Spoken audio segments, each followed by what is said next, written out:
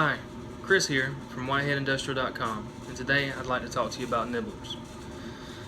There's a few things you can check before every job to make sure your tool is going to work efficiently and safely.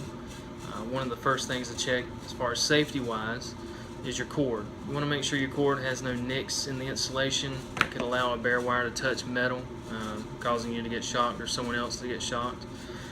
It's a good safety procedure just to check that every time, and if you see a nick in there, it's best to go ahead and just change the cord. Another thing to check periodically would be your brushes. You want to make sure your brushes are good and strong, make sure they've got a good length on them. You don't want to be out in the middle of a job site and then suddenly your tool stops working because your brushes are worn out. It's best to check them periodically. If they get too short, just change them out. That way you don't have to worry about it while you're on site working. Another thing to check would be your gear case. Make sure all your screws are good and tight, your bolts. Any gear oil or grease that's leaking, you want to make sure that's cleaned off and tighten the bolts back down to stop that from happening.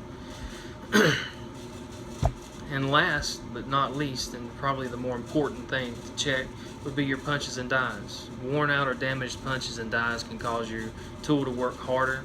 It can mess up the material you're working on, give you bad cuts basically.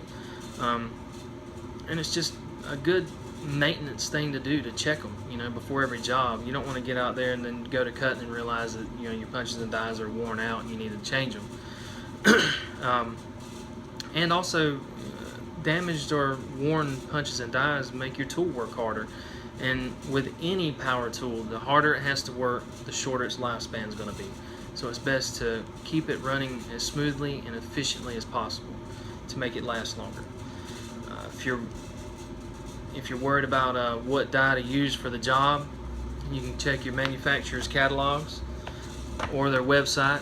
A lot of them will list the different punches and dies. This is Bosch's, for instance, and it'll list, for corrugated or flat surfaces, what punches and dies work best on what nibbler. So it's a good idea to check that. I know it sounds, kind of common sense, but you'd be amazed. Use the right die for the right job. If you've got a 16 gauge nibbler, don't try to cut 10 gauge steel with it, and vice versa. You're either going to damage your punches and dies or you're going to have a bad cut. It's not going to cut right. Other than that, just be safe, and thank you for watching.